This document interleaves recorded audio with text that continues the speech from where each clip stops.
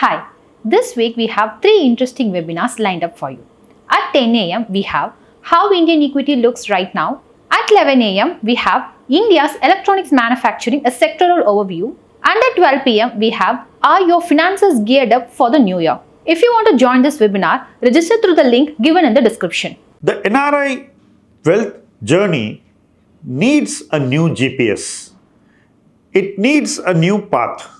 It needs to move away from being real estate heavy to being financial asset adequate.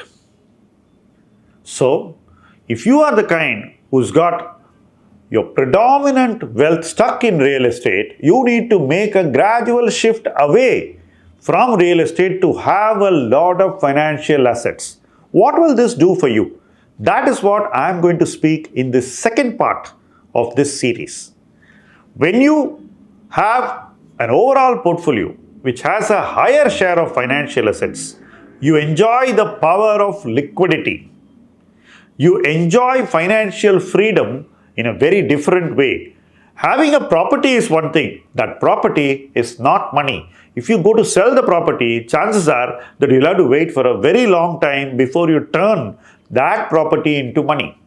But if you are able to create assets which you can immediately turn into money, then that power is much higher than the power of owning a property. An NRI today has to move away from having excessive reliance on real estate to having adequate reliance on financial assets, which means you should invest more money into financial assets over the next 5 years. Also, you need to ensure that money is invested in the right place and compounds to grow at a reasonable rate. You must make compounding work for you in financial assets in a way which is superior to how compounding worked for you earlier when you invested heavily in real estate. Today, the asset prices in real estate are so high that there is hardly any merit for an NRI to actively pursue investing in Indian real estate. You can defer that by a significant time horizon until valuations in real estate come to more reasonable levels. You may wonder, aren't the valuations in stock markets also at a slightly elevated level? Actually, the valuations in stock market in specific parts of the market are quite elevated. But in some parts of the market, the valuations are more reasonable.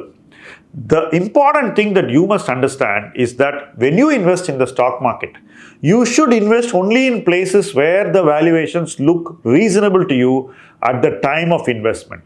And progressively, you must identify when other places where you want to invest in the stock market enter the zone of reasonable valuation. So it's a long process. Over a period of 5 years, chances are that you would have been able to put adequate money in different parts of the stock market to create a financial portfolio that is very balanced and also something that has been curated by investing only when the valuations look reasonable to you.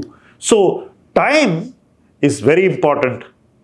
Timing equally important, but once you have got your timing right, you must give more time to your investment to deliver compounding in your life. One significant difference between real estate investments and financial investments in the stock market is that real estate investments are decisions which have to be taken in a very lumpy way. One decision is all you take to invest a lot of money. But when you put the same amount of money in the stock market, you can break it down into several decisions. You can think through every decision. If you made a mistake in one of the decisions, you have the opportunity to correct that in your subsequent decisions by being more diligent, more prudent, and more systematic. So, financial investing always gives you opportunity to correct decisions which were not in your best interest, whereas real estate decisions cannot be corrected. So right now, even accepting that both these asset classes are at slightly elevated levels, real estate at significantly elevated levels, you must show higher preference to invest in financial assets and continuously sustain your investing in financial assets for the next 5 years. Chances are that you will definitely invest at the right time, at the right place within the stock market. You will put a lot of money into the stock market, and that money would grow over the next 5 years, and that capital which you form by investing and growing your money in the stock market would definitely alter your asset allocation mix. Chances are that you would also sell some real estate assets which you already bought, which are not your best assets, on which you are not very positive about in terms of future potential for appreciation. And you can repurpose that money also towards your financial asset portfolio and increase your investment in the Indian economy in its growth phase, in the growing parts, to create growth for you financially. So that is something that every one of you needs to think through now, execute over the next 5 years, and grow your wealth in a much better way than you did in the past 5 years. The stock market is not a place to gamble. The stock market is not a place where you take too much risks. The stock market is a place where you act far more disciplined than you would in any other place. And the discipline is what will take an NRI's wealth to the next level by giving him all the benefits of growth that the Indian economy has to offer. It's important that even if you missed this opportunity in the past, you don't miss this opportunity over the next 5 years.